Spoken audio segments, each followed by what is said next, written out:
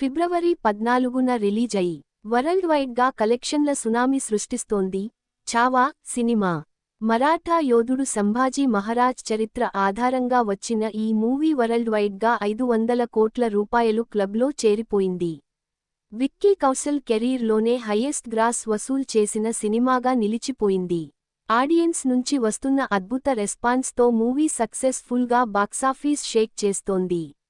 అయితే శివాజీ మహారాజ్ తనయుడు సంభాజీ మహారాజ్ జీవిత కథాంశంతో వచ్చిన సినిమా కావడంతో ఇండియన్ ఆడియన్స్లో ఒకరకంగా పూనకాలు తెచ్చిందనే చెప్పవచ్చు. మరాఠా హిస్టరీ మీద ఆసక్తి ఉన్న చాలా మంది ఈ సినిమాను ఇప్పటికే చూసేశారు. తెలుగులో లేకపోవడంతో చూడలేకపోతున్నామని సోషల్ మీడియాలో ఛావా ఫ్యాన్స్ వాపోతున్నారు. ఆడియన్స్ ఇంట్రెస్ట్ను గమనించి సినిమాకు ఉన్న క్రేజ్, కలెక్షన్లను దృష్టిలో ఉంచుకుని తెలుగులో రిలీజ్ చేసేందుకు సిద్ధమైంది ప్రముఖ నిర్మాణ సంస్థ గీతా ఆర్ట్స్.